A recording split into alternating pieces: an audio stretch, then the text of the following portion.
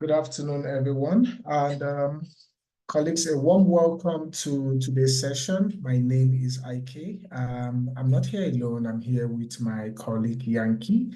Together, colleagues, we will be going to take you through the topic for today. Permit me, I'm just bringing up my slide just to make sure that my slide is also well positioned for the session. Also, permit me to just present the slide now. Finally gotten hold of the slide. Fantastic. I'm just going to put it in presentation mode. And then we would kickstart the session. Fantastic. Colleagues, thank you so much, and a warm welcome to today's session. We're going to be talking about the DDD website.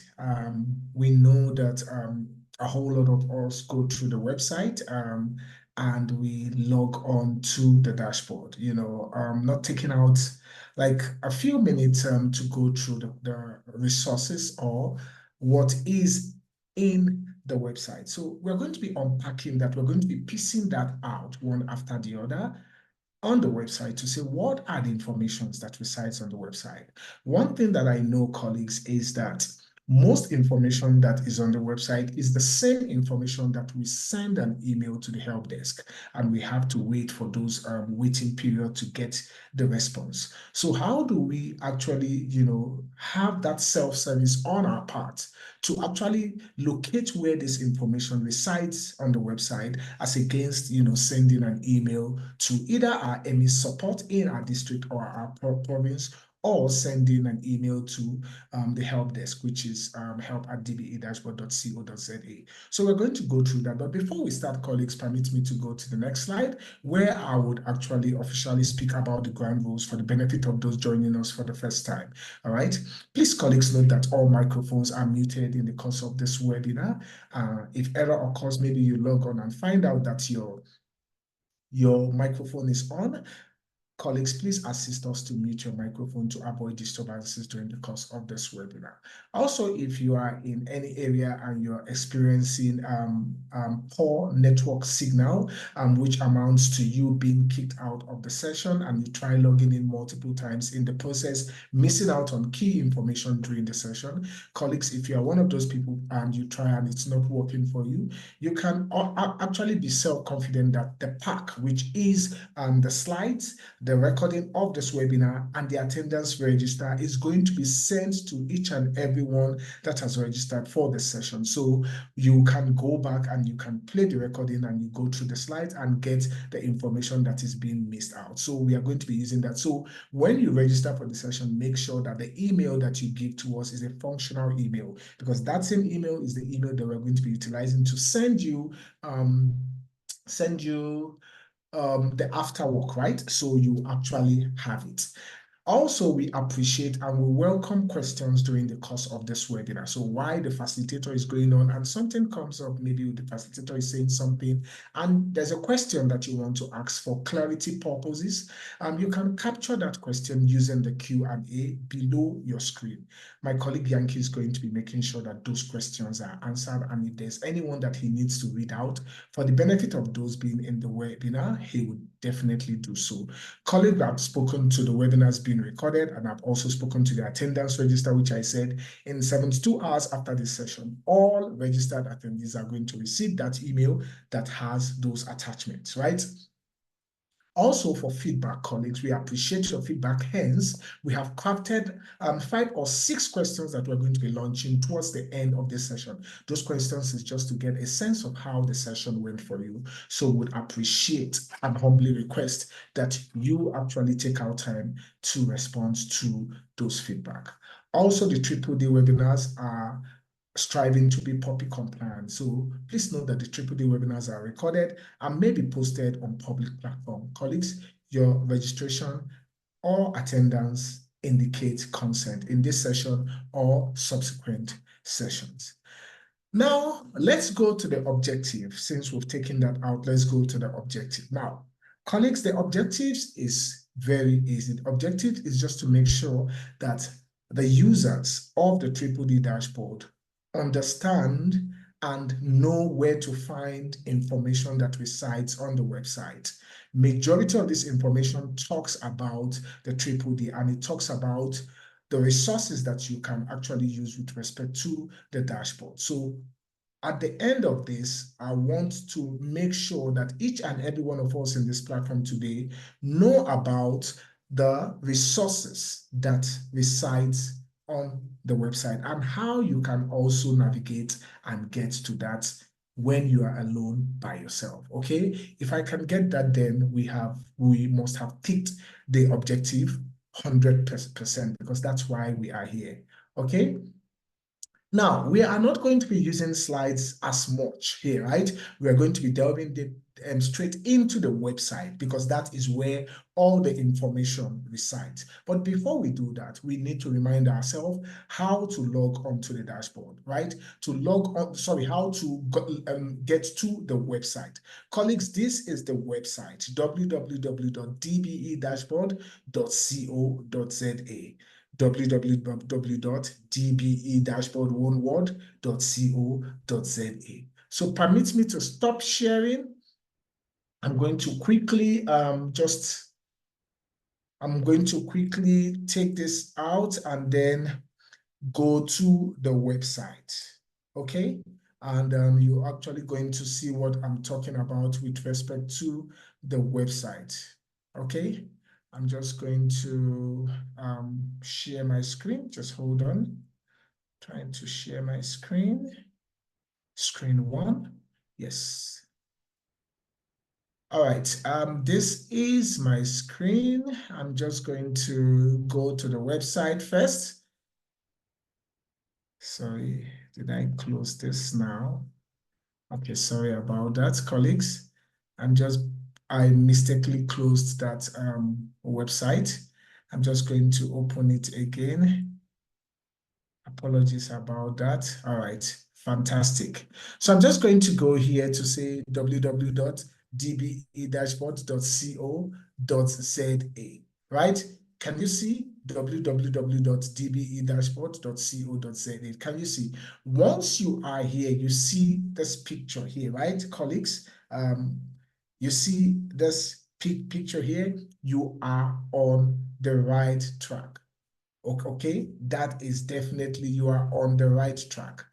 Now, all we are going to be talking about resides on this website, right? That's what we're going to be talking about on all of this tab. Can you see? It has a lot of information here, and we're going to be piecing that out one after the other, right? Now, the first thing that you would notice when you log onto the dashboard is this flashing notification that keeps going. Colleagues, please make sure that you pay attention to these flashes because this flash notification are going to be updating you of any new thing that is in the Triple D space, right? We're going to be letting you know. So this is constantly being updated. If you missed one of this and you want to go back, you can click on this back button and it takes you back. You click again if you missed anything because of the way it flashes past, right? You can go back, right? Now, that is one. So make sure that you read this. And if it says click for more information, please click for more information, right? For what we are seeing here, we are seeing the first one, which talks about the webinars, right? And I'm going to talk about 3 of them, right? This first one talks about the webinars. Colleagues, if you have individuals that do not receive the emails for the webinars registration, right? Because we definitely send emails during the week for Thursday and Friday, and you choose your preferred day for the webinar. Now, if you have not actually gotten that, no need sending the help desk an email to say, I did not receive the webinar invite for this week. Please, can you send that? Because we get those emails, right? You don't need to do that. Colleagues, all you need to do, and please note, do not check this on Monday, because if you check this on Monday, it's going to, so on Monday means we finished this webinar this week, right? Today is the last day for the webinar for this week because we have Thursday and Friday. Now, Monday next week, if you check this page, right? If you check this page, sorry, right, it's still going to have the webinar for last week. Now, if you check that page this coming Monday, it's still going to have the webinar for this Thursday and Friday. What you can do is check it on Tuesday morning. By Tuesday, before midday, it's updated already. So when you do not receive the webinar invite, colleagues, all you need to do is just come to www.dbedashboard.co.za and then you wait. Once you see the picture here, right, click on it.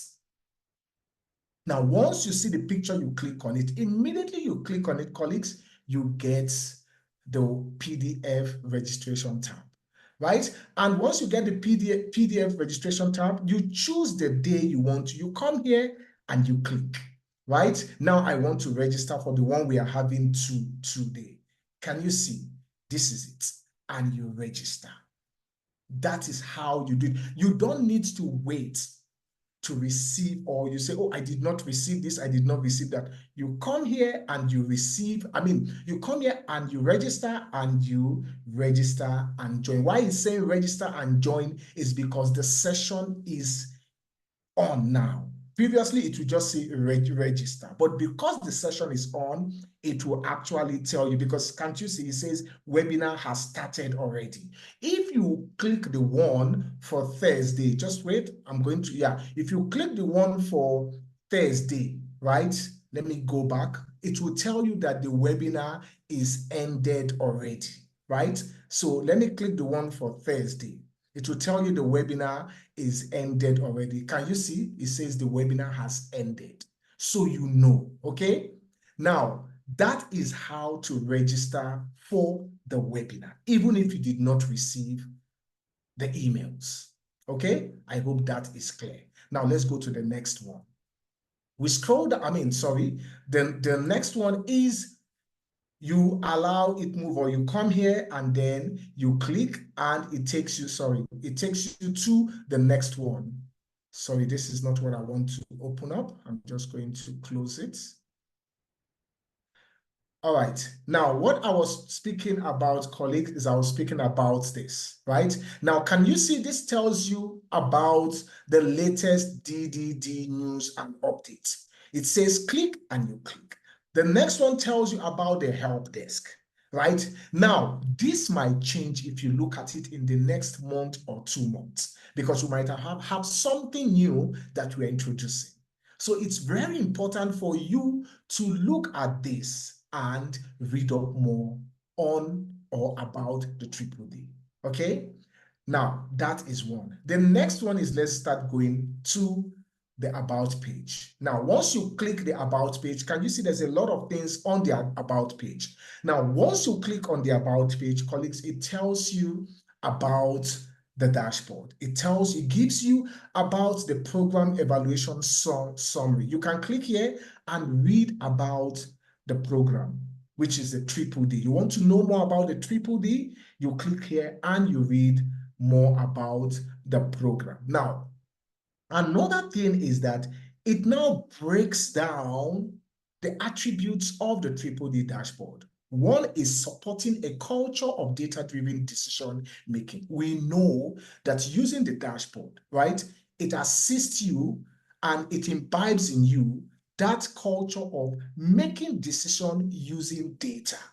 Because all you see on the dashboard is data enablement. How do you use data to do X, Y, Z? When you are having meetings, how does data assist those meetings that you do? How does data assist you to understand how the performances of your schools are, right?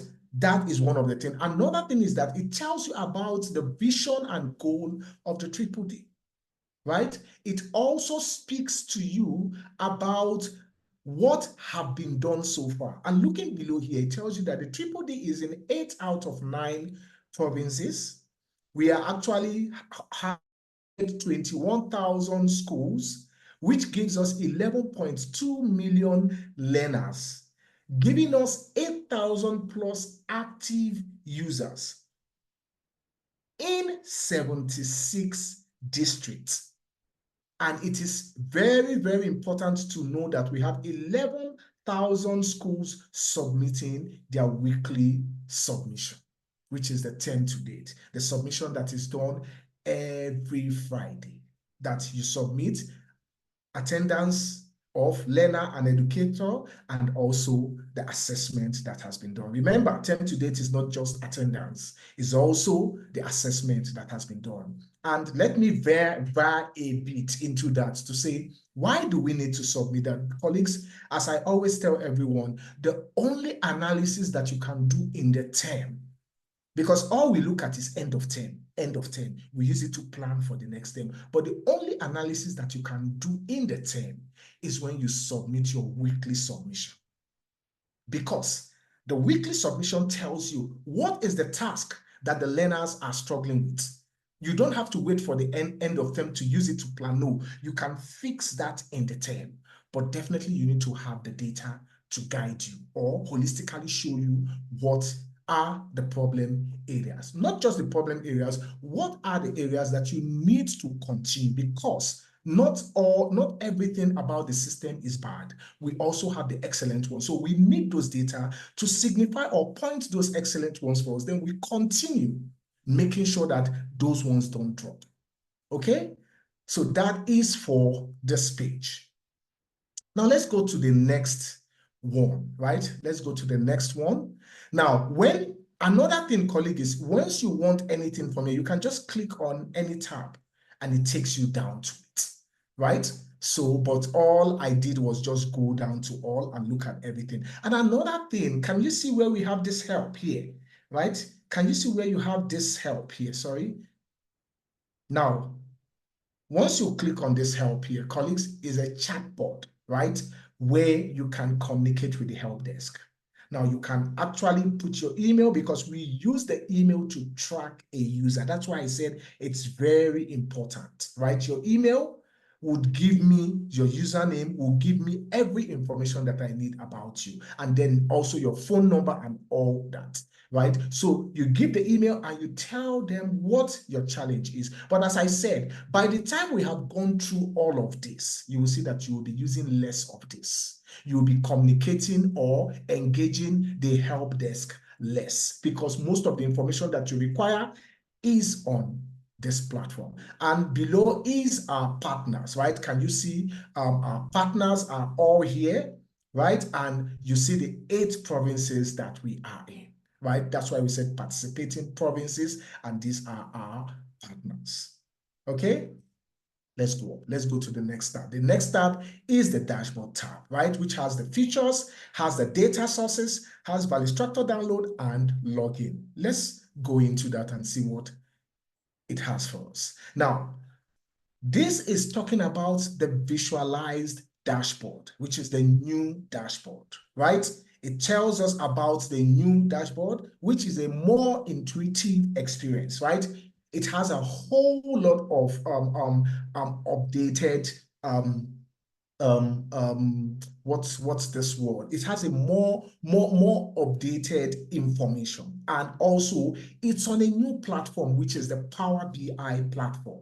Right? Remember, colleagues, the Power BI platform, one of the advantages is that you can actually do more analysis on the platform. Right? You can do analysis on the platform. You can also save analysis on the platform, right? So that is one of the things. And also, what are the attributes of the new dashboard? Because it's a new improved dashboard sitting on the Power BI platform. One of the attributes is it's a world-class, it's built on a world-class technology, right? It's also easy on-screen filtering. Remember, I told you you can do more analysis on it. So it's easy on-screen filtering, right? Another is that it is tailored access level. So if you are actually at a school level, what you are seeing is tailored to your level. If you're at a circuit level, it is tailored to the schools under your cluster and your circuit for those provinces that have clusters, right? It is tailored, so you cannot be confused, because what you're seeing speaks to your entity. That's why we say it is tailored. Also, it gives you progress details. You can track attendance, task mark, promotion. You can compare pass rate, grades, and all of that. You can compare. It's very important because when you compare, you know if you are actually on the right path or not. And if you are not on the right path, it will give you informations. And then with your experience in the education space, you can now put in that experience with what the data is showing you, and you see that you'll be on the right track. So it's very important because it gives you progress details, comparing apples to apples, right? It also helps us in planning. Majority of the times, colleague, our officials, our senior managers, those are the helms of affairs. They need data. Why do you think they need data? To support their planning. No one plans in isolation. No. Data is that enabler that helps you to plan. Because what data is showing you, you can use that information now to forecast, to plan, to say, okay, in the next 2 years, X is going to happen because the data is saying this is this. Now, based on what the data is saying, we can improve on this because it is showing us that if we do this, we are going to get this. Right? And then you track. You don't just say that and you plan using data and you set. No, you track because it's a continuous thing, right? You track to make sure that what has been planned, what has been agreed is what you are now seeing, right? So one of the things is that it helps us to plan. Then it gives us achievement insights. Very important because what are we doing? Achievement is looking at the visualized learner performances. Are they achieving? Are they not achieving? If they're achieving, what is enabling them to achieve? If they're not achieving, what are the stumbling blocks? Right? Very important. The insights can only assist you. Reports is one of the tabs that is very important and highly used in or on the dashboard. A lot of officials dabble into the reports, like the learner achievement report, the the school achievement report, the learner chart report. We have a new one that is coming, which it's on the dashboard already. I know most of you must have seen it, but we are actually going to start training when school open, and that is called the FET profiling. Very important. Right? We are going to be sending communication to you with respect to that. Remember, we are always enhancing, we are always updating the dashboard. Now, the last one here talks about term to date goal tracking. Very important. Remember, I said at the end of the week, we are supposed to send our weekly submission. With that, are we actually on the right path? Remember, we don't want to be running helter-skelter when it gets to the end of term. We want to plan, we want to start good, and we want to follow through till the end, right? Term to date helps us with respect to what is happening week in, week out. How do we track week in, week out? We don't have to wait till the end of the term, right? Very, very important. Now, colleagues, the next one is majority of people always want to say, and I always get this question, okay, how does the data move, right? The data that we are submitting, people have asked me, the data, can I go to the dashboard and capture my information? How does the data land on the dashboard? Where is this data coming from? Colleagues, the answer is here. Remember, SSAMS remains the primary tool for capturing information, and it's at the school level. All the magic happens from the school. That's why I say if we want to address anything, right, we can plan from the district, from the province, but if it does not filter down to the school, then we are missing it. If it doesn't filter down to the school, we are missing it. So the magic happens at the school. That is where data is captured using SSRs. So make sure that we actually know how to capture using SSRs, because if you eliminate SSRs, there's no value structure, there's no dashboard. If there's no SSRs, SSRs is like the mother hen, right? Without the mother hen, there is no chicks. So if we cannot capture or we do not know how to use SSRs, then we cannot have those data that are analyzed using the dashboard to further support our school and give us this beautiful thing, reports, planning, achievement, insight, progress. We cannot enjoy that because this is missing. So SSRs is a strong and very important tool with respect to the data journey. Now, when the data is captured on SSAMs, it is validated on the value structure for completeness, right? I'm sure I'm not going to start training about this because that's not what the training is about. But know that there is a middleman that checks the data here. If it's complete, remember it doesn't check for correctness, right? If it's complete, it checks it, and the interaction between this and this can be so many times until you get a desired percentage here. Then it moves. Now, on the Azure platform, right, that is where we have the annual NSC data and the provincial master list, right? Because most provinces, they need the data as is before it gets to the dashboard. So we have looked at this holistically and actually factored all this. Now, after this on the Azure platform, it goes to the dashboard. Now, what the dashboard does is that it now takes that data, nothing changed. That's why we say if you see learners passing on SSAMs and the dashboard is not passing them, or you see something is not, please flag that out, because whatsoever analysis you're getting here should be the same here. So if it's not the same, if you capture 10 learners here and this is giving you 8, flag it, escalate it, right? So the analysis now gives you the analysis that you can use to now make informed decision. You can, all the analysis here is what you can use to plan and all of that. Okay, it's very important for us to know the data journey as the custodians, as people that use this data, and as people that capture this data, right? Now, for the schools that have not installed the value structure, we know that a lot of schools, because if you have not installed the value structure, then you will not be able to submit your data. So for the schools that have not installed the value structure, you come here. Under dashboard, at the end, you also see it in other tabs. You come here, you download. If you don't know how to install it, kindly download the installation guide, which will give you step-by-step process of installing this, right? Now, I have spoken about protecting learner information. That is why we say we are the custodian. We actually, not really the custodian, we actually practice the POPIA in new leaders, because we know that we have personal information of learners and educators. That's why we have that form that you have to fill. We give people specialized access. You document it, you submit your ID, because we don't want to be on the wrong side of the law. We hold POPIA very, very, very important. So that's why we have put it down here. And colleagues, for the newsletter, if you have not, and I'm going to talk about the newsletter in the next step, if you do not receive the newsletter, please put your name here and your email, and then you sign up. But I'm going to talk about the newsletter in the next tab. Now, support.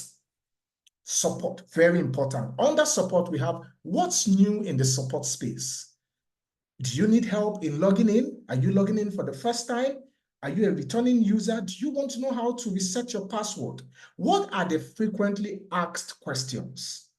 I want to know how to submit my data at the end of the term, in term 4, or maybe I'm resubmitting again, right?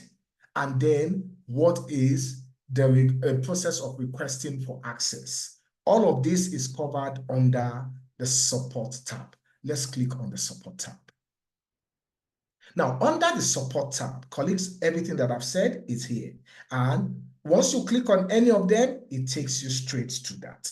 But let's start from the beginning. Now, as I said, we have the value structure installation guide here and the file. We have that here.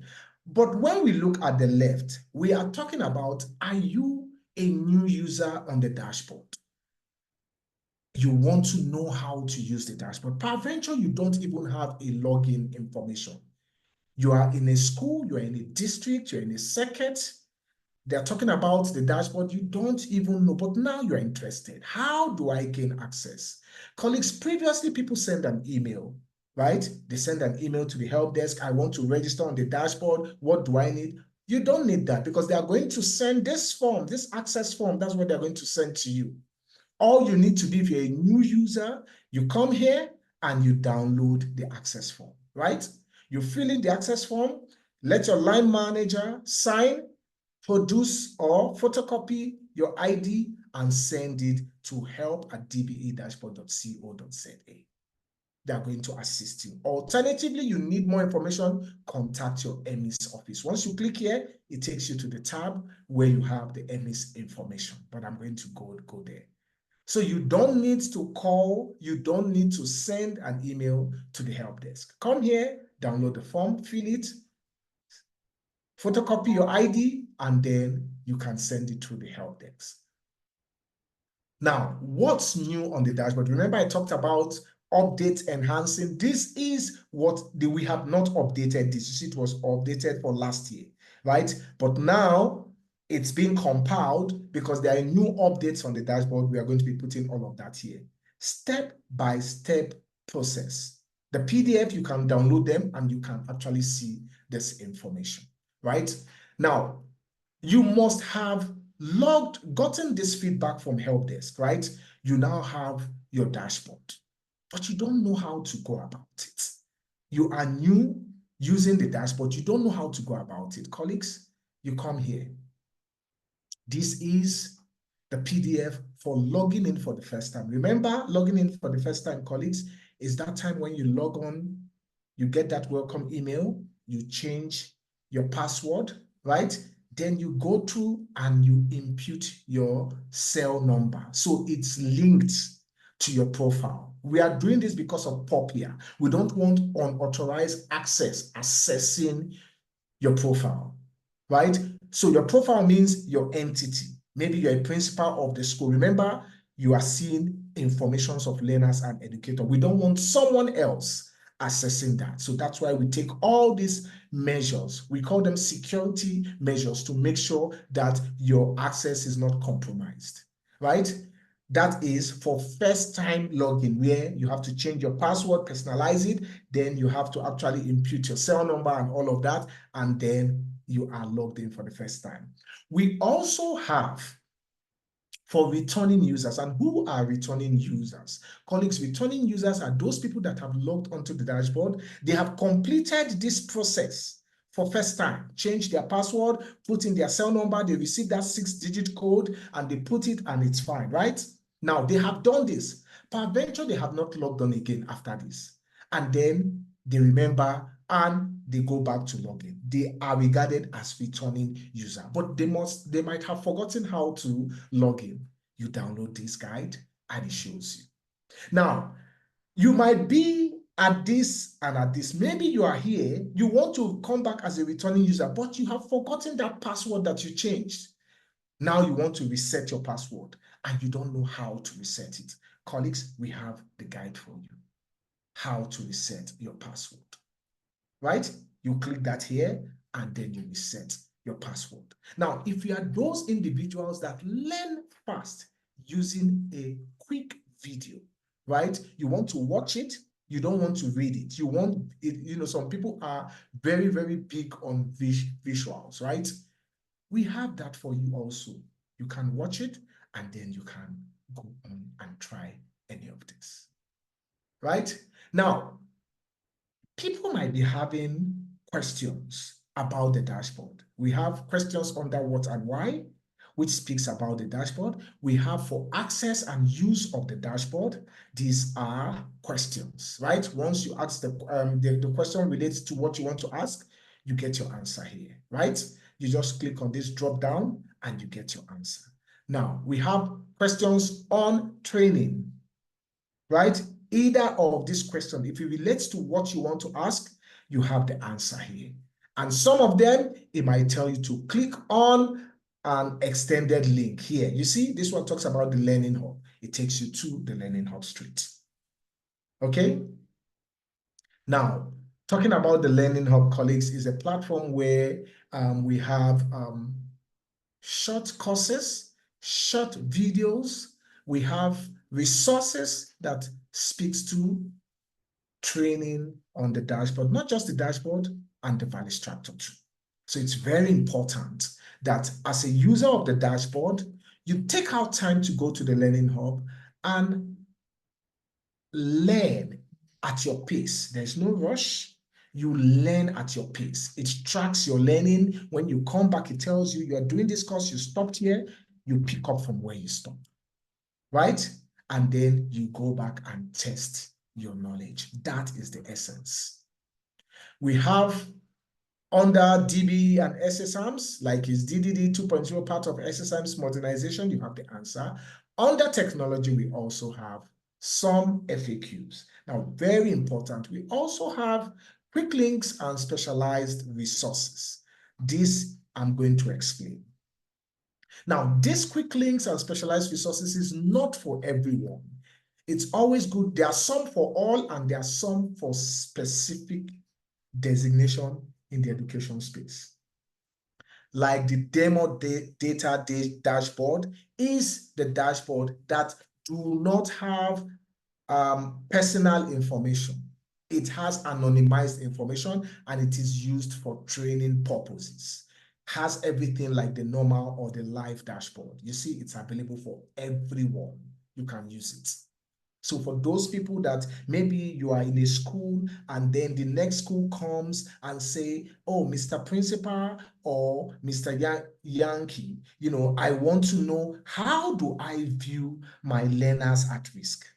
Now, instead of you, because you don't want to show them because at a school information, you see names. So you don't want them to see the names of learners or educators and all that.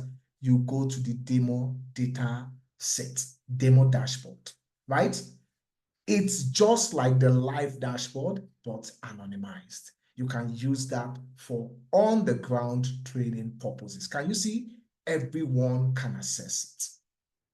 But when you come to things like DDD program analytics, that is very, very important for the internal project members. It's not for everyone. This is available to DDD program team alone. Now, when you want to go to user management or master list, it is not for everyone.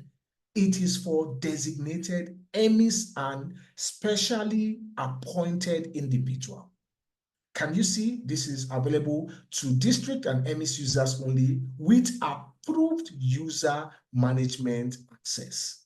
The same thing here, right? So it's not for everyone. Now, when you want to look at, those schools that say my Valistrator, when I'm installing, it says I need 32 bits. I'm actually using, you have that information here, colleagues. You don't have to send an email to the help desk. I see emails about this coming to the help desk. Oh, my system is saying I need 32 bit. Can you send me? It is here. No one is gonna, no one, sorry, I wanted to say you don't need to wait.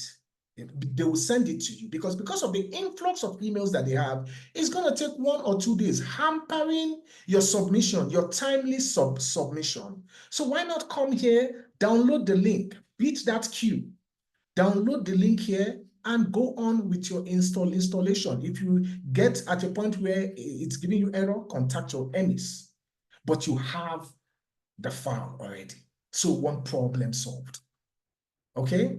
Now, are we in the cohort of people that say, I don't know how to submit? How do I submit? I know that we do webinars on submission and all of that, but also we have gone one step ahead and giving you guides on submission. However, the first one is not talking about submission, but is in line with submission because you have to be able to download and install the Valistrator to enable submission. Without the Valistrator, you cannot submit. The same way without SSAMs, you cannot have data on the dashboard. Okay, so first of all, what we have here is a guide on the installation. Now, the second one is for those that submit weekly submission. I'm not supposed to say for those, I'm supposed to say all, but the truth is that not everyone submits weekly submission.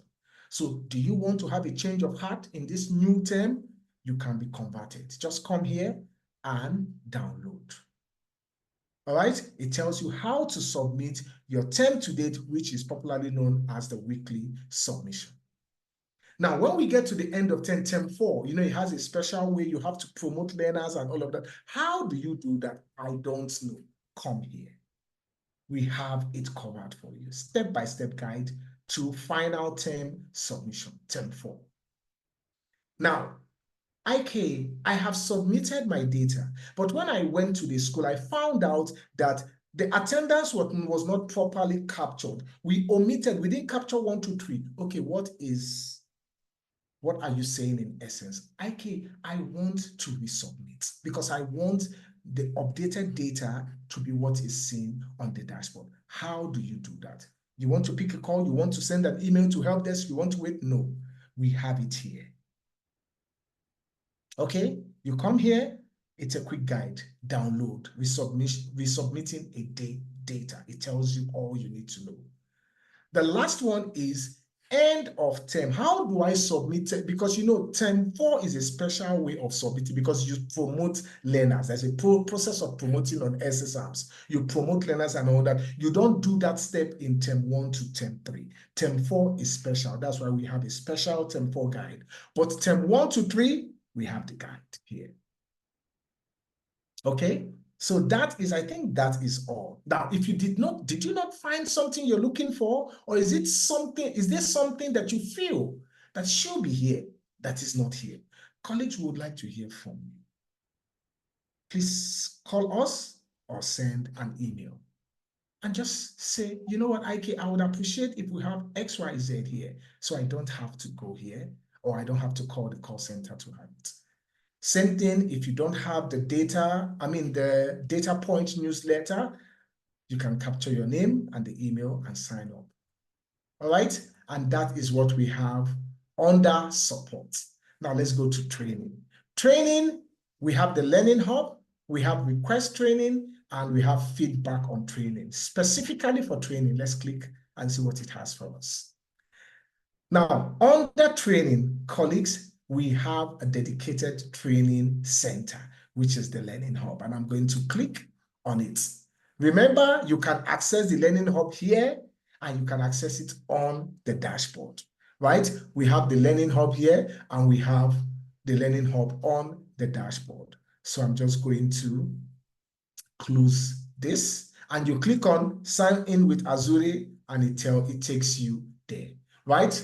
Now, that is where we have resources on the Valley Structure, because sometimes we have admins that leave the school and they don't know how to use the Valley Structure. Now you find, because this is what I have seen, right? I've gone to a school, the admin is nowhere, they need to submit. The circuit managers and myself went to the school. Now the admin is not there because we checked that school has not submitted. The administrator is not there in the school. Now no one knows how to use the Valley Structure. Now on the Learning Hub, we have a course on the Valley Structure. We don't have to wait. It's very dangerous for one person in the school to know how to use something. It's very good for you to have multiple individuals, because we are not saying that person is going to hold the school to ransom. But what if they are not well? What if they are off sick? What if they have emergencies? Now, the knowledge or the skill stays with that one person. It's good to diversify. And you don't have to pay. We have that course for Mahala. It's there, right? All you need to do is click on it and do the course. Short course that has short questions for you to answer, and you test your understanding. With that, you are spreading the skills on how to use the Valley Structure. Okay, you can do that. There's a lot of things on the Learning Hub. Next week, we are going to be speaking about the Learning Hub. Short videos that tell you, how do you analyze? The department calls you, Mr. Principal, I need to know how many learners, or what are the learners, what numbers of learners do you have that were progressed the previous term and promoted this term, right? Or what is your subject at risk? Or what is the highest registered subject in your school? You don't need anyone. You just need to go to the dashboard. Once you've submitted, look at it, it's there. You don't know how to do that? Come to the Learning Hub. There are short 60 seconds videos showing you how to do it. Not even up to 5 minutes, 60 seconds, 1 minute.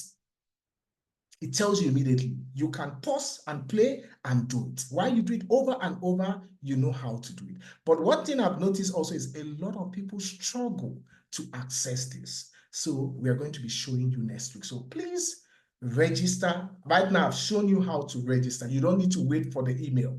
Tuesday morning, go to the website and register. Okay, spread the words, because not just you, a lot of people don't know to spread the words. Show them how to register. Okay, you can even register for your friend once you know their email and all of that. But I'm not saying that is the way to go. But you don't need to wait for the email to come to you. Okay. Now, interested in training? Do you need training in your school, in your district, in your circuit? You don't want to wait? Contact EMIS, right? You click here, the information. Let me just click and see if it's going to show. Yeah, it takes you to the, yeah, you contact EMIS based on your province where you are. Okay, you contact EMIS and it tells you where you have to go, right? Now let's go back to training.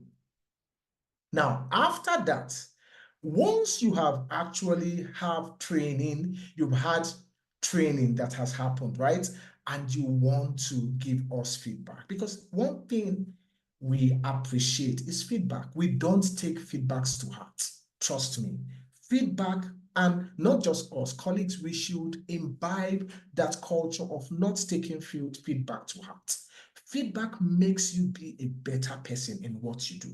That's why I want people to critique my style, maybe style of training, style of delivering, style of show. I want, because that is the only way I can be better at what I do. Okay, so we would want to hear from you when training is done, right? How do you capture your thoughts about the training? Click on here that it says send feedback, and you come here and you fill. Once you feel it's anonymous, it comes to us, right? It comes to us straightforward. So you need to understand and you need to get that info. Once you fill this, and then you submit, okay? Now I'm going to take this out. I'm going to go back to this. Now let's go back. I think that is the end. Yeah, that is the end of this. The next one we are going to, colleague, is we are going to news. We just finished training. We are going to news. Now, for news, colleagues, it's very important that we get the news part, right? Now, the news part talks about the updates. It talks about the updates, and it talks about data points. Now, what is in data point, colleagues? Data point is where you see the amazing works that our colleagues are doing all across the 8 provinces that we are in.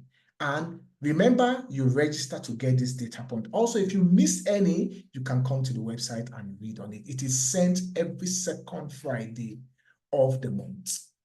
Every second Friday of the month. You come here, let's click and see what is in this data point, right?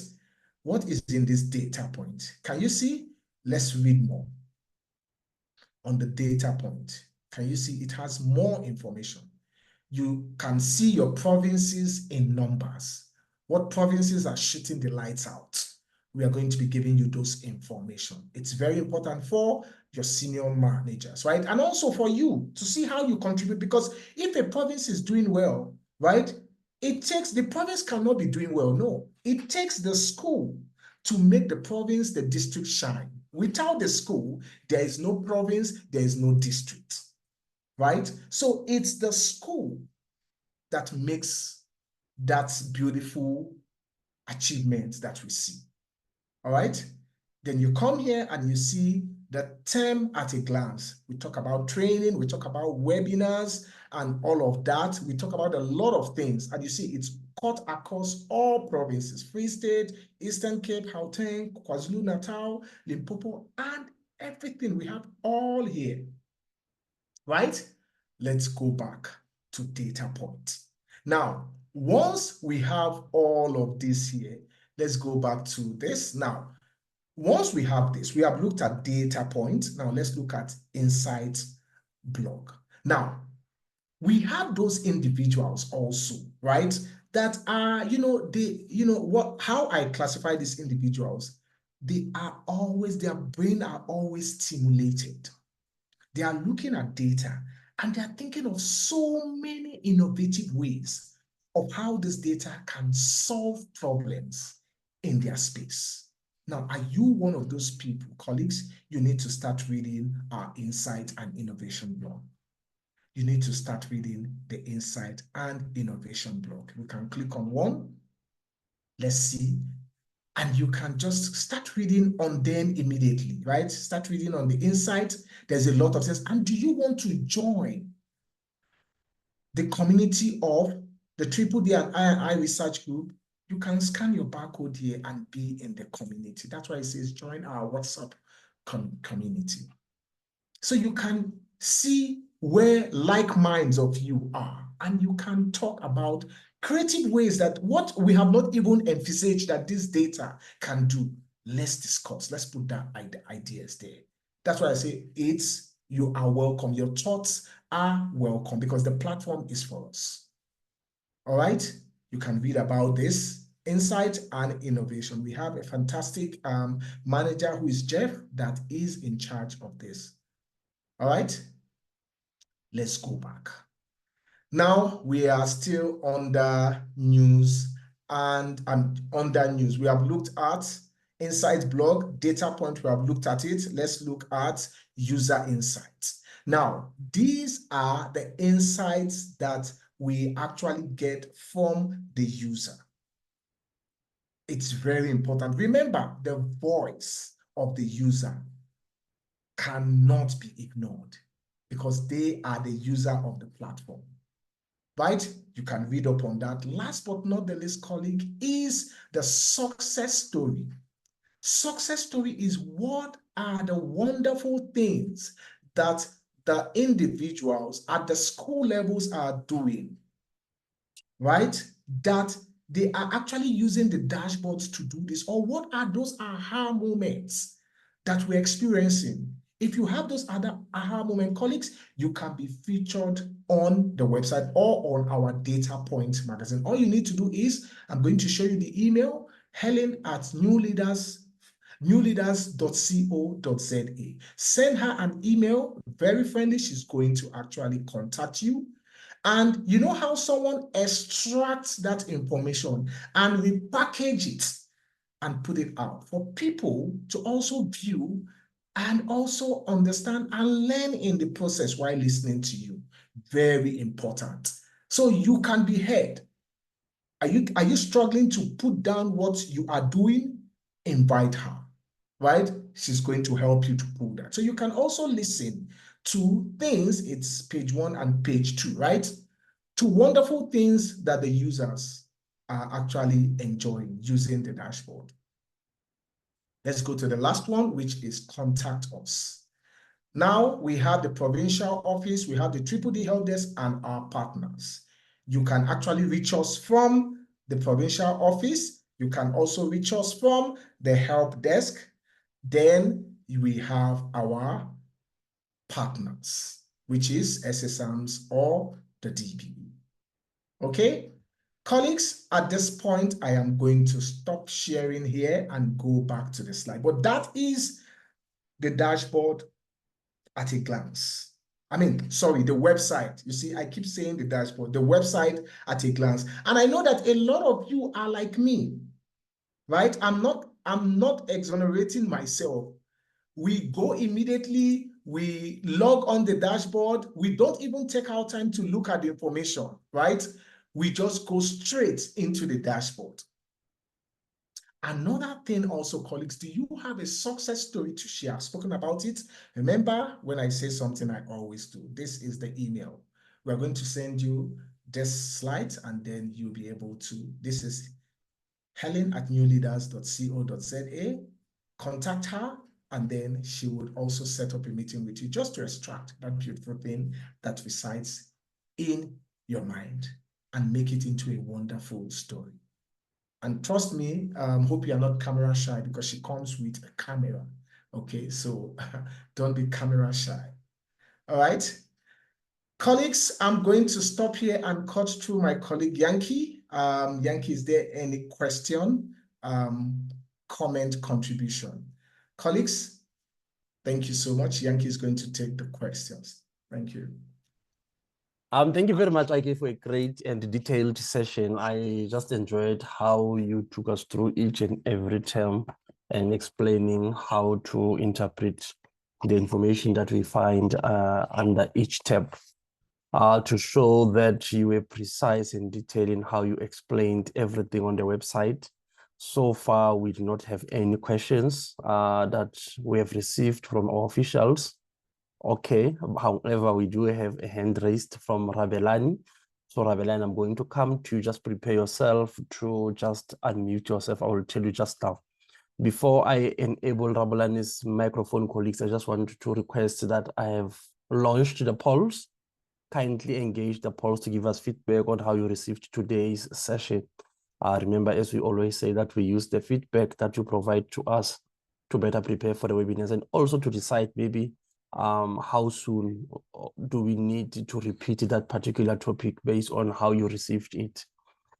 So Rabelani, I have enabled your microphone. If you can just unmute it from your end and ask your question, please.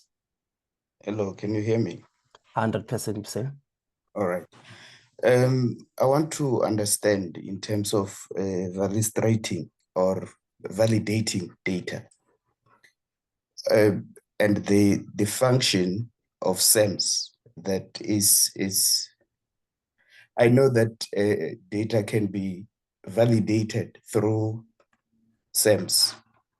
So is this triple D replacing SEMS in terms of validating data? And the other question is, sorry, it's on the information about the grade 7s who are in grade 8 currently, or moving from grade 7 to grade 8. So when you want their information because they are coming from different schools, is this initiative going to help in terms of progressed letters in one school? Are we going to be able to access that information? And the other question, or should I stop here? Maybe you will answer, then I will continue. It's fine. You can proceed to the next one, Ravela, and then we'll respond to all of them. Okay. The other question is, who's responsible to work with this information? Because you mentioned that it's instant. The administrator might be absent. Is it a principal? Because I saw you showed somewhere there where you said there are designated people to work on this information. So is it the principal or even the teachers are supposed to work on this information? And by the way you presented, does this replace SEMS or it works hand in hand with SEMS? Thank you very much, Ravelani, for the 3 questions that you have asked. Going to quickly respond to them now. I'm going to start with the first question. Does dashboard replace SASMs? Colleagues, the answer to that question is no. Remember, without SASMs, we will not have the dashboard. This is why we are saying SASMs remains the primary source of the data that we are consuming on the dashboard. And how do we get this data on the dashboard? Remember, it has to be captured first on SASMs. And this is why now we always emphasize the importance of having processes within the schools that guide us to capture the data the correct way and accurately so. And then once we have this process, then we know that at least the data that we are capturing on SASMs, it has at least went through 2 gates where it is being validated and checked for correctness. And then once we are having those processes in place, we have what we call the value structure within our schools, right? The value structure validates this SASM's data for completeness, not correctness, because correctness was verified by the two people who validated the data before it got captured on SASMs. It is the responsibility of those people. And remember, during the submissions webinars, I always make an example of attendance to say, if we are talking about attendance, if in your school, your attendance is moving from class or from the teacher to SASMs for capturing colleagues, that is wrong with capital letters with wrong. It cannot be like that. That attendance register, it needs to go to someone to verify and monitor. Once that process is done, then maybe it needs to go to someone again. I don't know if it will be the principal to say, principal, for this week, the important things to communicate is on attendance. Maybe for an example, we have a child named Jangi. He has been absent for 10 consecutive days. And this is what we have done to establish as reasons why Jangi is not coming to school. And to date, we have now confirmed that Jangi is working somewhere. The parent has come, so he's not coming back. So with your permission, we would like to request for this learner to be removed. You see now. So when this attendance register goes to the administrator, it is going to the administrator with clear instructions to the administrator from the SMT to say, these are the attendance register IK for this week. Note that when you get to grade 7B, we have a child there called Jerry Lemekwani. Please archive Jerry. You see now, we don't wait for system to tell us that we need to archive, but rather we are being proactive by having those processes. Then we are dealing now with what? With the correctness. Then the value structure will check completeness. And then if maybe there is something that we missed, it will reflect it to say on attendance, you forgot to capture last week's attendance for grade 7A. So that then we can go back to SASMs and make sure that that attendance register is captured. Once everything is 100% on the value structure, it will allow us then Rabeleni to upload this data to the dashboard, right? So it started way first on SASMs, it was validated for completeness, now it was uploaded. Once it is on the dashboard, now who gets to benefit from the data? First, you as the school, and then all the officials within the district or circuit gets to benefit from the school in the form of the aggregated data for that particular entity. So if it is the school, then the school benefit from reaping insights analysis. If it's now for the circuit manager will benefit from now having an aggregated performance and insights for the circuit, which will now include all the schools. If maybe it's a region, it will be now aggregated data for that region, up until you get to the province, up until you get to national. That is number one, Rabelani. Then second question is now around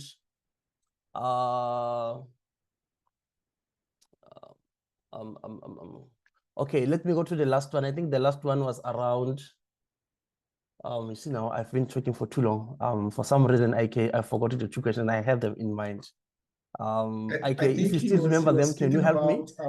Who is responsible? Who's responsible? For data? Yes. Who awesome. Is it the admin and all of that? Yeah. Awesome. Thank you very much.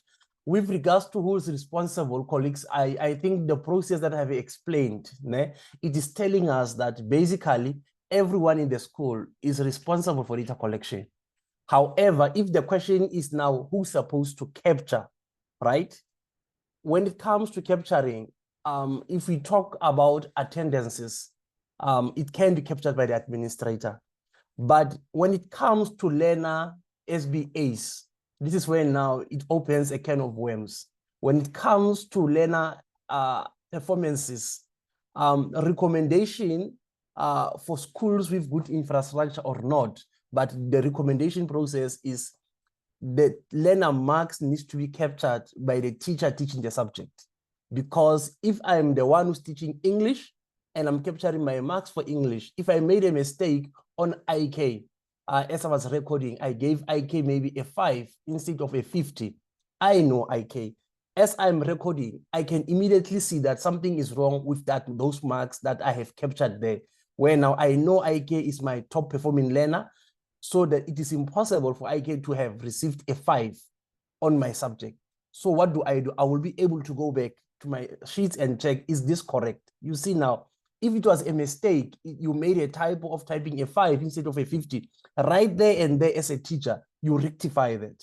But if I'm the administrator capturing, then this means IK is going to get a 5, and which was now a typo on the teacher's side when he was recording those results. So long short answer is educators are supposed to be the ones capturing the information relating to the learners.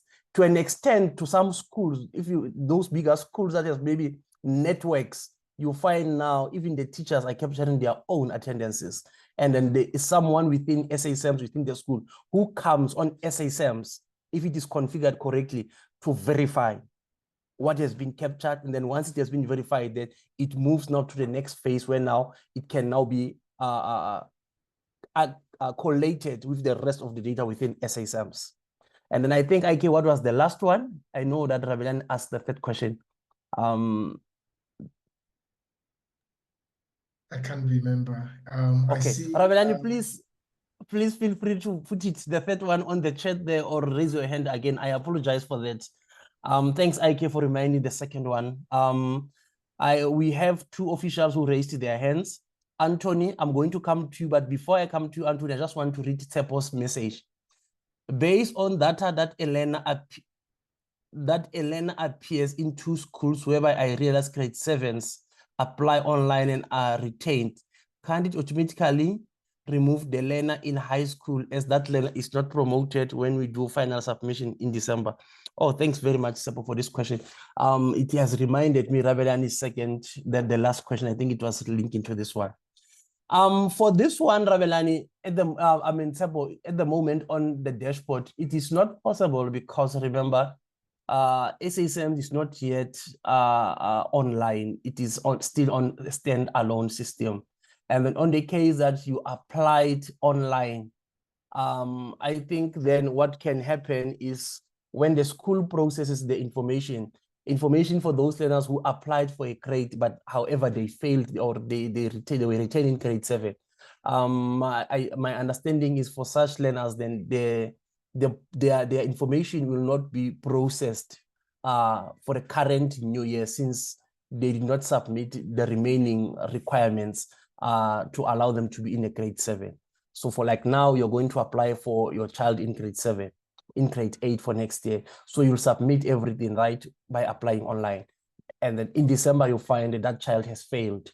So my understanding is now is the school where your child was placed, they are the ones who are supposed to omit, not process your child's information simply because, yes, it was an application, but now the child was not able to make it through or was not able to achieve to proceed to grade 8. So it will have to be removed, Tsepo.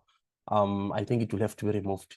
And then the second question, before I come to Anthony from Rabelani, was around what happens when a learner is moving from school A to school B. Colleagues, this one, again, it's a bit tricky.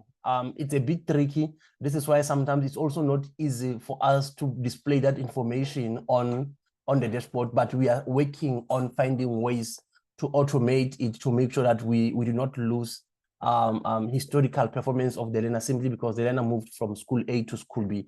But at the moment, it is not easy because this means if you are moving from school A to school B, most of your information for last year will remain within the SASMs of school B. Now, when you go to school, within the SASMs of school A. So when you go to school B, then it's going to be almost like a new profile altogether.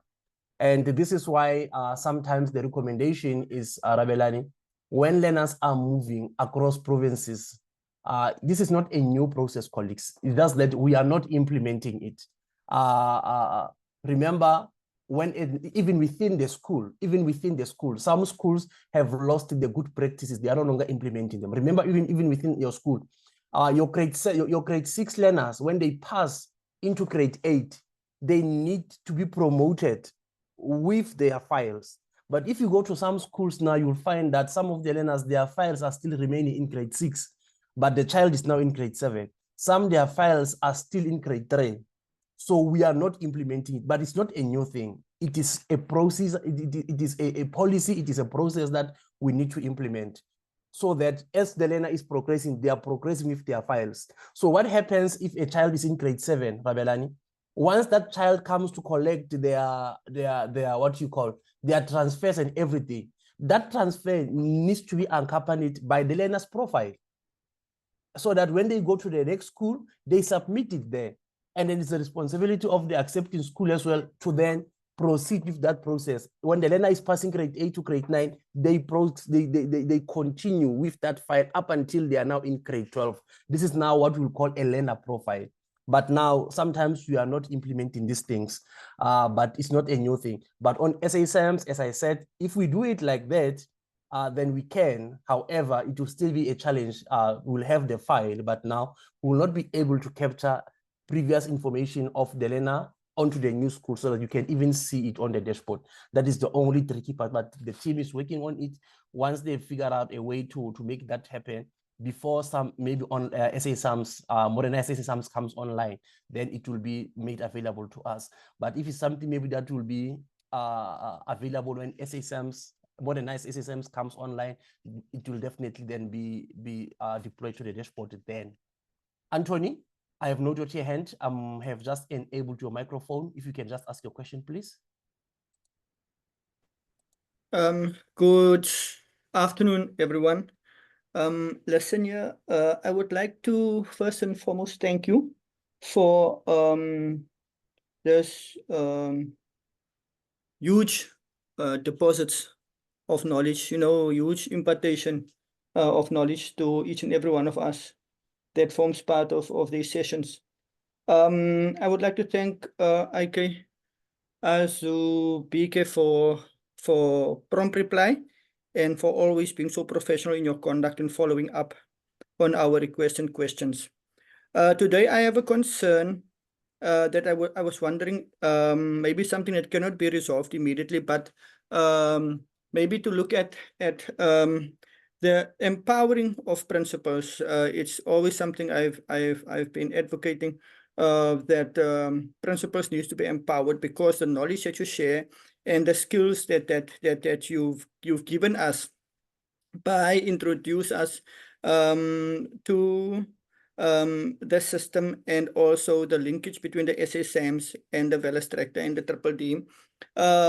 It is fun because I can hear that some of the questions that principals pose and that educators pose, it's still not clear in terms of that you first have to capture on SASMs. You don't capture on DDD. DDD is the graphic presentation of the data that has been captured already at school level.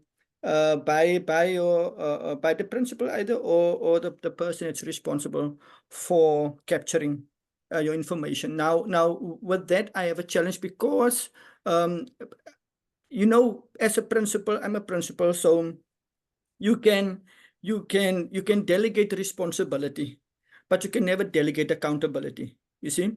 So as a principal, not knowing what data is going into SASMs, or not knowing even to monitor or to evaluate whether data has been captured properly, or to make an assessment or an analysis, or where to go to. It is at this day and age very challenging, because your level of efficacy can raise bars higher if you are only knowledgeable about the data on SASMs, how to access it, how to capture it, and then also even better on the DDD when you have the graphic, colorful presentation. And as we've been gone through week about all the levels of looking at the attendance of educators, teachers, and the marks capturing, and all the elements that plays a role with that. Also for your analysis and the searches that we do. I was wondering, where do we start where we can get a database of, even if it's province by province, district by district, that we really zoom into capacitating our principals first and foremost with SASMs, because that's where it starts. You see, I don't know how much access you have or control you have in terms of that, because principals first have to be trained, because now the principal is abdicating that responsibility to somebody else who's capturing the data. And if anything goes wrong there, the principal is still accountable, because we know that an attendance register a class attendance register, it's a legal document. Mm. You know, the staff, the teachers and the non-teachers, it's legal documents that, you know, it is documents that can speak in a court of law in terms of any incident or in terms of any transgression, you know, that warrants, you know, legal consequences. So for that, I think it is of paramount importance that all principals should be trained in, first and foremost, SSMs. Even then, like myself, I've been trained. I've been trained on Triple D. I've been trained on SSMs, and I'm still weekly after week. I want to form part of this, you know, because the versions change. Day in and day out, you have to be abreast in terms of what is it the latest trends. You know, you have to be transformation in terms of change, time, and everything. So to stay abreast, you have to, like, frequently. There are some things that repetition to me, but there are also things that I learn every week through these presentations. So my question is, just to get back to my question, the efforts that you make in terms of capacitating principals, and that is my drive.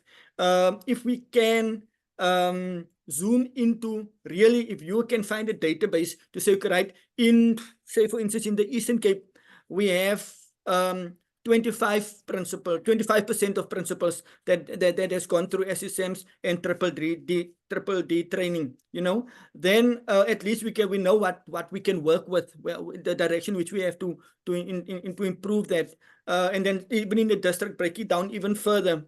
So what efforts are being made in terms of really zooming into, there are also educators, you know, yeah, there are also administrators on here that have access to this training, but I'm specifically talking about the needs for principals to have this knowledge, you know, to be capacitated and to have the skill to be able then to, of course, make proper analysis. And of course, if there's any request, because any query on the school, I just draw out Triple D, when it's attendance of learner, when it's a report of a learner, whatever. I can, if a parent come into my office with any query, I start by drawing, you know, the results from last year, whatever I draw, and I say the attendance of the last few terms or whatever the case may be, not just this week.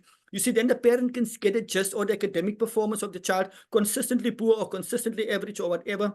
But and then when parents can see that the access that we have, you know, by the press of a button, you know, they also are very respectful in the way that you manage the school, in the way that you are, you know, on top of things. So it is very important. My question is just, what are we doing to see that all principals in the country are having this training? That is my question. Thank you. Thank you very much, Anthony. I think you've raised a very, very, very important points, a very, very important points. And with regards to what is being done to make sure that the principals, the SMTs and educators as well are being capacitated to a greater extent. Yeah, it's a tricky question, Anthony. And I think maybe we also need to start having these conversations when we meet with our circuit managers, whereby maybe we request our circuit managers to make a request to our EMIS officials on our behalf to say, can they come and train us and upskill us on operations of SSMs, so that at least you are managing something that you understand. I think that will be key, and it will assist you to also be able to manage SSMs or manage whatever that you need to monitor with great confidence. I think training for SSMs, it has to come from IT or from EMIS.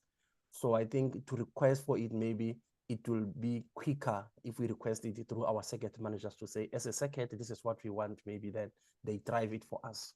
That's what I can recommend.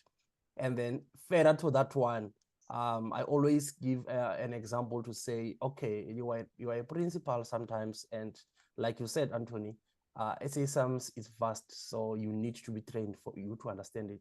So what I always say is, when it comes to that, this is where now the dashboard comes in as well, to give you that graphical representation of your data. So this means now you need to then understand the dashboard, make use of the data, whether on the weekly basis, which will now be term to date, track, check what is happening there. And then the example that comes to mind, maybe for in terms of monitoring, is submissions. On Friday, as a principal, you reminded your administrator that I verified everything. Everything is good. Capture it on SASMs. After capturing, submit. It's Friday, then everyone goes home. And then before you go home, you ask, Janki, as my administrator, did you submit? Did you capture? And then my answer is yes. How do you come back and verify if I submitted? Colleagues, you can verify that by going to the dashboard.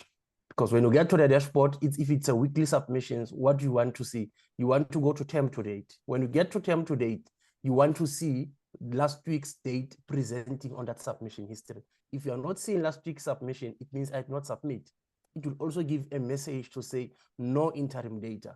So when you go back as a principal to the administrator, you go from the point of knowing that I've reminded you, I've actually gave you the information that we have verified, and I've asked you to capture it. I also asked if you submitted, you said yes, but I've just checked now, our data is not there. You see, at least it gives us some sort of a control to have a better view of what is happening within SASM from that angle. But that does not mean we don't need training for SASM. We still need to have that training. And then for the value structure training and understanding, if you go to the dashboard, you go to the learning hub, we have courses there, remember? You can always take your course under value structure, and then it will explain to you in detail what is the value structure, how it operates, all those that you need to know about the value structure, they will be there. So for value structure, you can always go to the learning hub. There will be courses, and then for each course that you take and then you complete fully, you'll get SA's point. However, for SASM's colleagues, I would recommend that we reach out to our circuit managers. They request on our behalf training for SASMs because it is really necessary and needed. I agree with Anthony. We have a question from Anonymous, and thank you very much for Lulu. I see you have responded there to say, what documents exactly is included in the learner profile? Colleagues, like Anonymous, this includes everything about Janki. This is almost like, you remember, I almost made a bad example. Let's take it from when a child joins the school for the first time. Remember, this will be what? This will be crèche, right? And then when they go into a crèche, they only have what? They only have their birth certificate and their immunization card. That's it, nothing else. And then at the end of that preschool or pre-grade R, when they graduate, they have a certificate and they also have information about where they attended pre-grade R.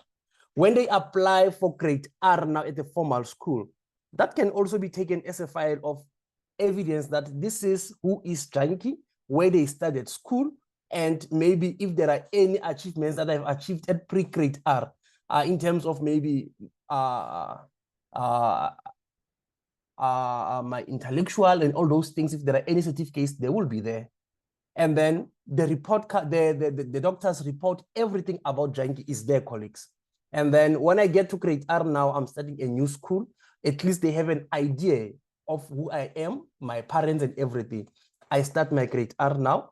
Everything that I'm going to achieve throughout that year, whether a certificate or whatever, whether maybe I get sick, everything about Janki, it has to be found inside my profile as a copy.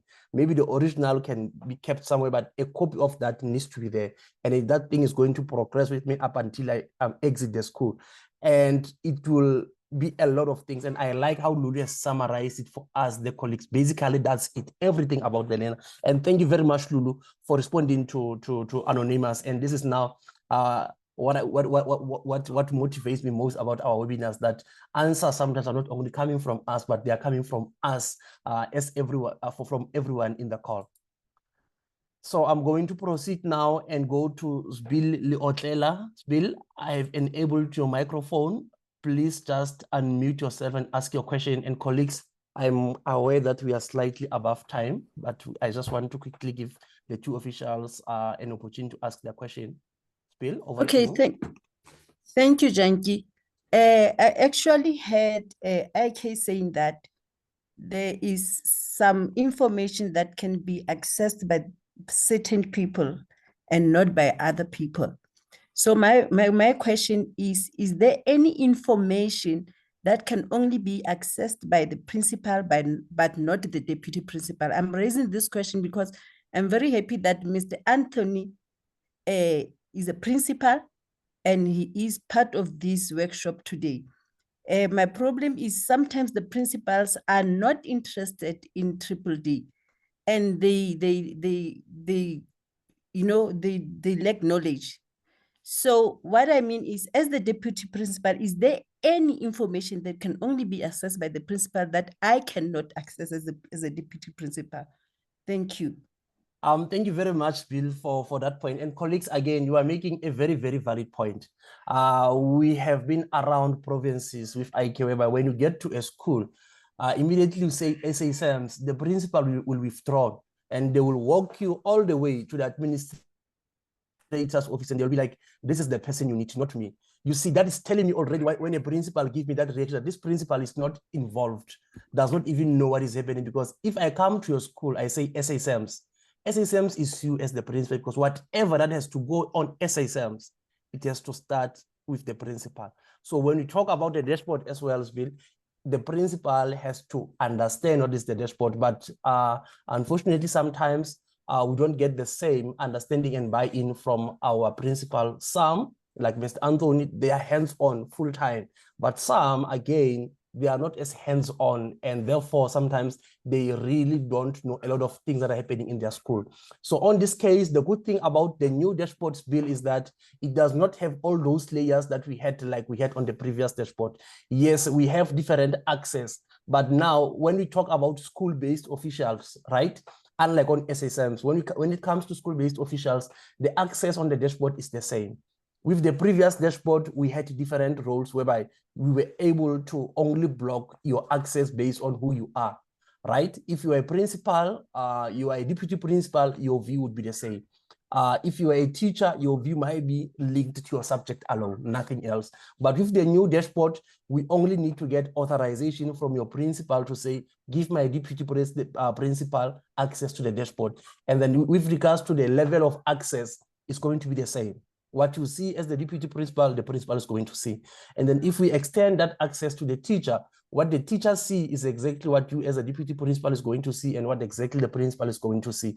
So with the new dashboard, access is the same. However, it changes, as IK has explained, when we go above the school. Remember, if you're a school, you are only zoomed into your school. But once we go outside the school, we are now talking about the circuit manager, right? Circuit people.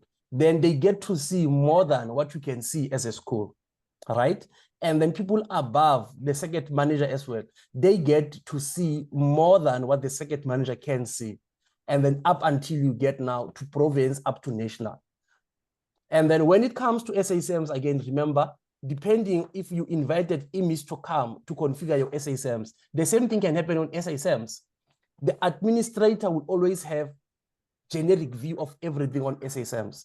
But now the principal can have more or less similar view as the administrator plus the deputy principal. But now an HOD, they can be restricted only to see the subject or the phase they are responsible for, not everything. Everything does not concern them.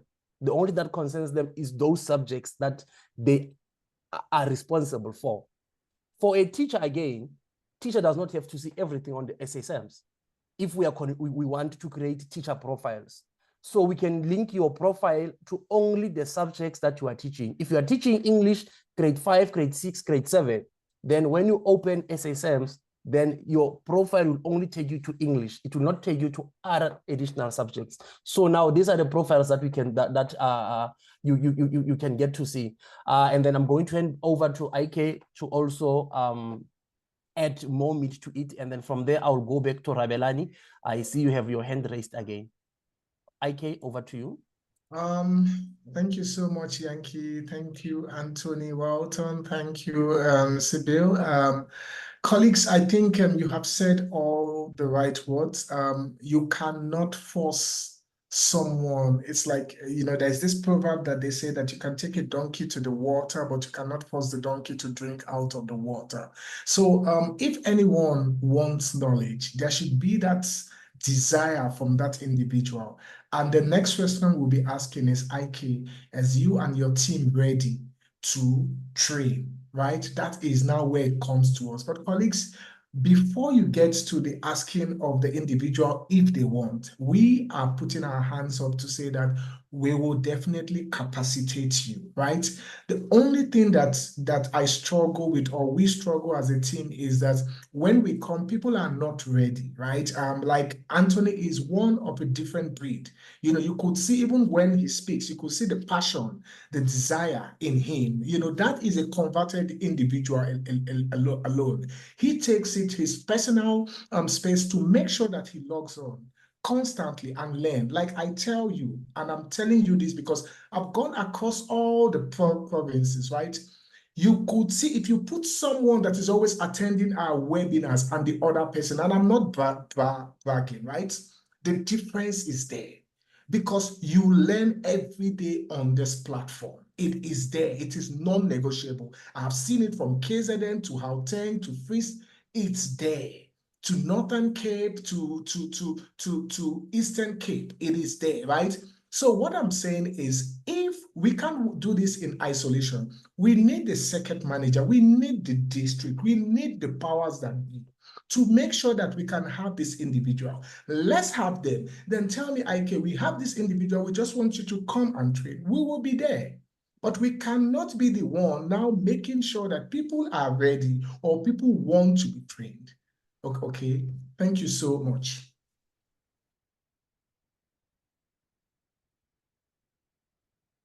Thank you very much, IK. We have a question from Anonymous. As a principal, I'm accountable for SSMs. At the same time, I'm teaching heavy duty load. How to master DDD? Colleagues, I understand again. Our workload again at the school sometimes is really, really heavy. So what I can recommend on this case is, colleagues, whenever you have an opportunity, please let's join the webinars, because I think this is now a perfect opportunity for you to master the dashboard. Because what we do with the webinars is that, remember, those that are always on the webinars, we only focus on one piece of the dashboard. We drill it for the whole hour. Today and tomorrow we repeat it, right? Thursday and Friday. So this means with that little information you received, you can then understand it and then digest it in a manner that you understand it better, right? And then next time when we meet again, we are looking at the same dashboard, but a different piece of the dashboard. You see, from here, you get now to build your dashboard knowledge on a bit by bit, unlike if you come to a session and this session is the first session after 3 months or after 2 years. We are going to bombard you with a lot of information. And then by the time you're moving, you go back to your school, your head is just spinning around with a lot of information that you have received. But now, if you go to such trainings and then you also attend the webinars, you see everything starts now to make sense and you get to understand it better. So I would recommend that whenever possible. I know it's not always possible because we are also teaching, as you have said, but Thursday and Friday, whenever you have like a free 1 hour, please let's join the webinars. And this is the easiest way for us to understand everything that's happening on the dashboard and understand it better. I see IK is responding to Sipo there. Rabelani, I'm going to enable your microphone so that you can just ask your question before we close up this, before we wrap up the session. Yeah, it's just a follow-up. Okay. If other colleagues try to answer the question, but thanks for the information. It's very helpful. But the gap that is in grade grade 7 and grade 8, I think this platform should bridge that gap, because it's very difficult to analyze or to track the learner, because there's a gap. And I think guys, you can look at this and try to bridge this gap between grade 7 and grade 8. Thank you. IK, can I ask you to respond to Rabelani, please? Sorry, I didn't. Sorry, Yankee, you said what? Or can I ask you to respond to Rabelani's feedback, to Rabelani's comments? Sorry, Yankee, I wasn't listening. I was reading the comments, so I wasn't Oh, listening to you what and you I were were doing the saying. same thing. I was trying to read Lulu's comment so that I can respond with. Ravelani, I'm sorry, can I ask you to repeat your comment, please? I was listening. I Okay. was reading the comments. All right. So what I said, thank you very much, guys, for the information that you're giving us, and some questions even other colleagues try to answer them. But this platform, it's very good platform in terms of providing data. But there's a problem with us, more especially grade 8 teachers. There's a gap between grade 7 and grade 8. If we want to trace or profile the learner, it's very difficult to find that information. So can't we use this platform to try to bridge that gap between grade 7 and grade 8 rather than moving with a profile or with a file? I don't think we are in that age where learners need to move, or parents need to move with a file from one school to another, try to capture that information. So I think there's a space or a gap that this platform Triple D need to bridge, that gap between grade 7 and grade 8. Thank you very much. Thank you very much, Ravelani. I think you are spot on, colleagues. And as I explained earlier on, that what is making it tricky is the fact that SISMs at the moment is stand alone and is within the school, and then we pull the information from the school, right? Now it makes it a bit tricky to be able to say this learner now was at primary school A and now they went to secondary school Z. It's not easy at the moment to track them like that. So the team is working on it to try and see how can they use. They were looking at using a session number, but now remember again, with the accession number, it's not all our learners who are having accession numbers as we speak. We still have learners who are going to receive for this year. They're only going to receive their accession numbers next year.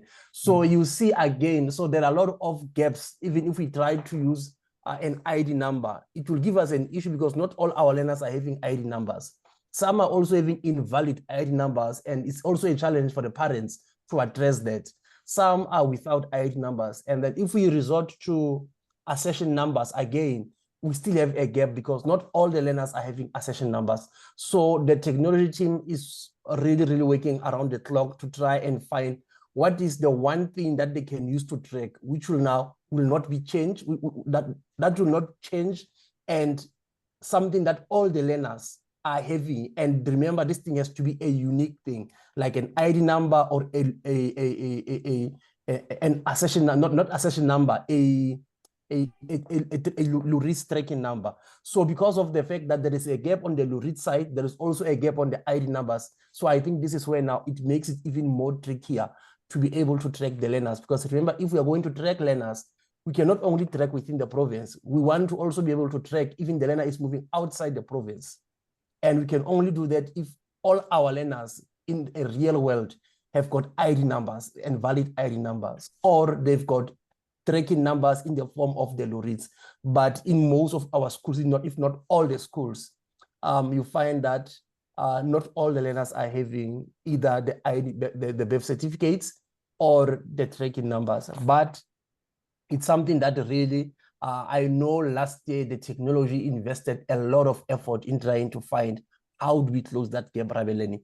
And I know that it is not something that they have moved off their radar. It is still there. As soon as we find a way, then I'm sure that we will have it. And maybe one thing that might have maybe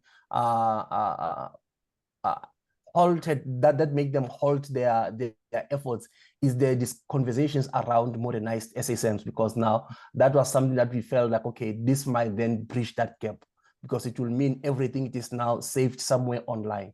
So when it's online, then it's 100% easy to track everything. But now as well, they are still exploring the options. And as soon as it is available, definitely we'll communicate it on our webinars, Ravelani. And thank you for that. And I hope IK we are also making a note of this so that we can also share it internally with the team to say this it has came up again, the issue around tracking of learners when they move across the schools, not only grade 7 and grade 8, but as long as the learner is moving from school A to school B, we want to pull the information from school A to school B with the learner. Thank you very much, Rabelani. And thanks Thank very you so much. much. Over to you, Yeah. IK.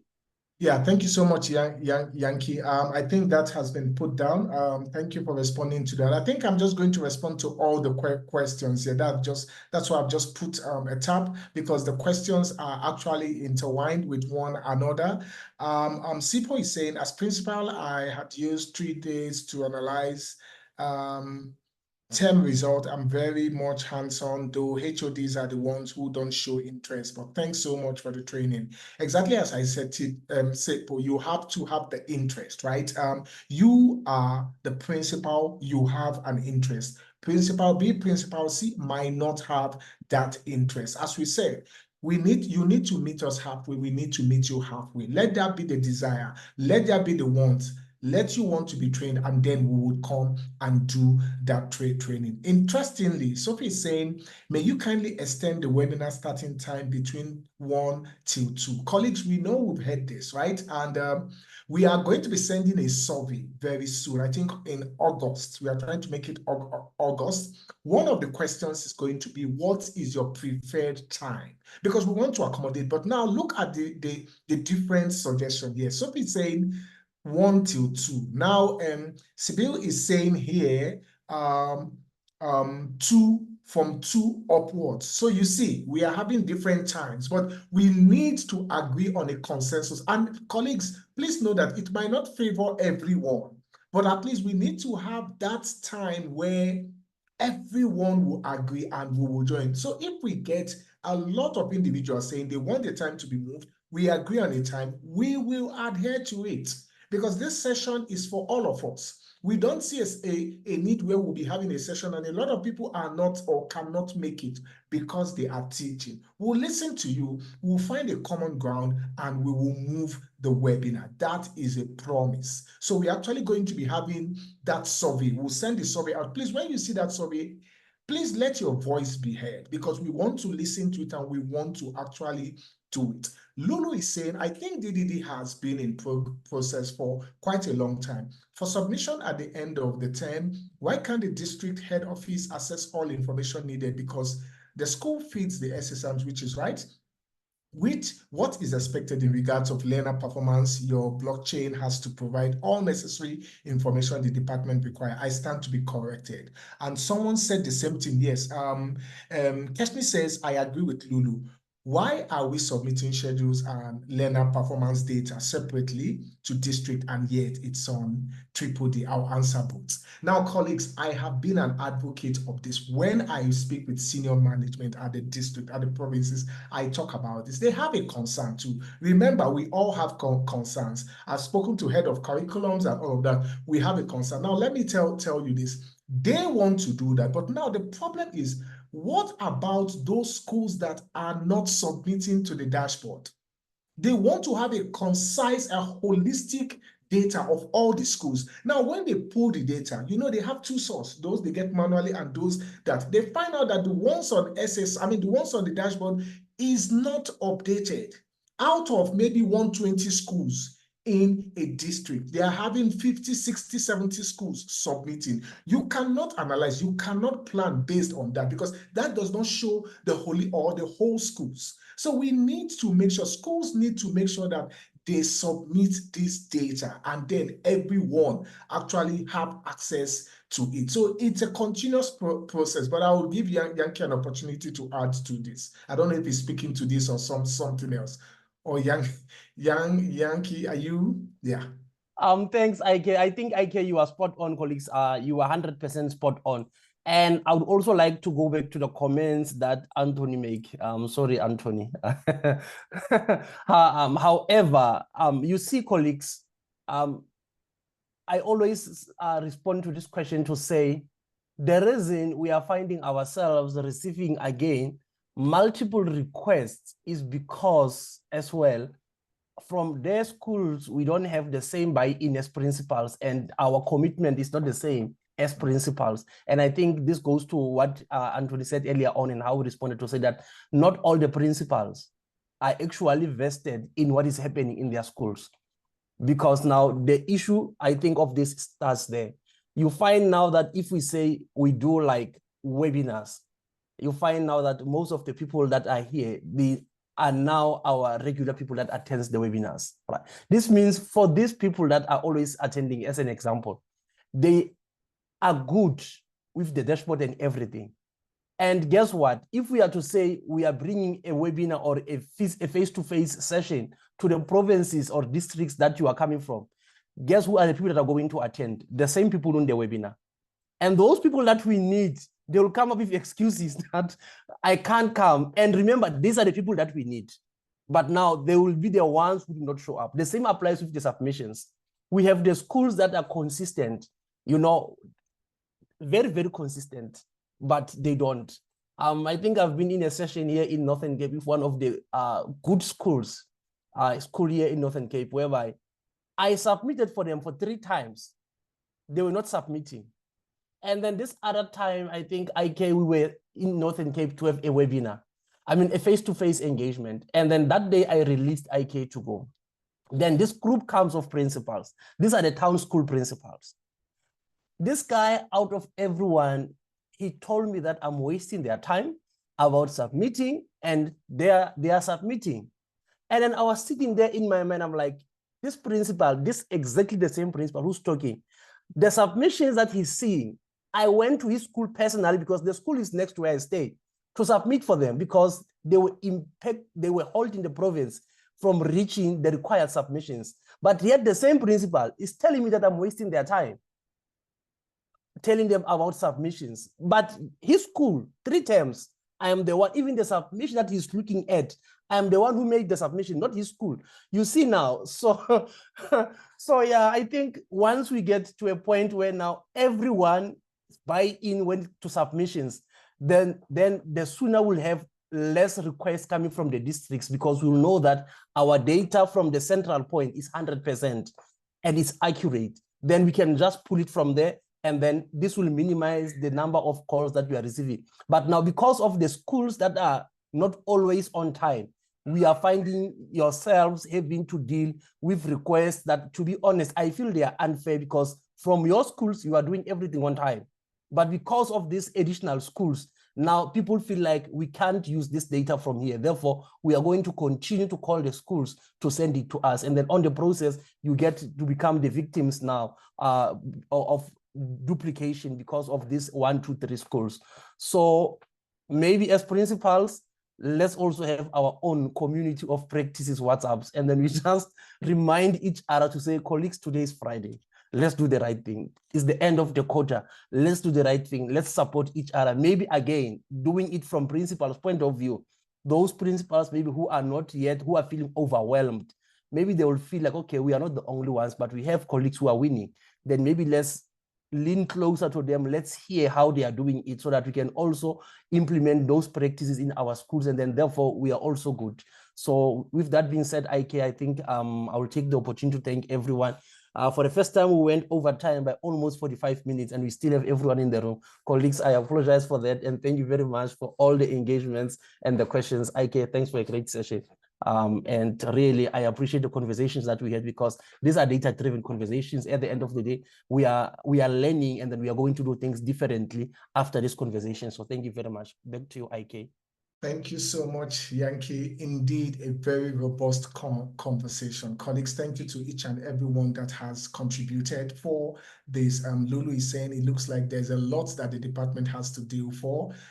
Through reflection of our country learners' performance. I agree with you, Lulu. All hands on deck. We'll continue to do our piece in all our respective corners. It's a collective thing, and all of us are role players to this. Keshni is saying thank you too. It is appreciated. Colleagues, on that note, I want to thank each and every one of you for taking our time to join the session. Thank you so much, Yankee, for also being here and helping us stay and facilitate this conversation. conversation. Colleagues, we have learned, we are going to be receiving the after work. Please, let's take our time to also, go through it and implement, because the essence of us having this conversation is to implement and be that change agent at our schools, district, circuit, wherever we find ourselves. Let's try and do things differently and not go with the crowd, because that makes us the change agent. On that note, colleagues, next week we are going to be having the Learning Hub. Let's also gather together and let us learn. Thank you so much. It's a Friday. Be safe out there. Take care of yourself and see you next week. Thank you. Cheers. Bye.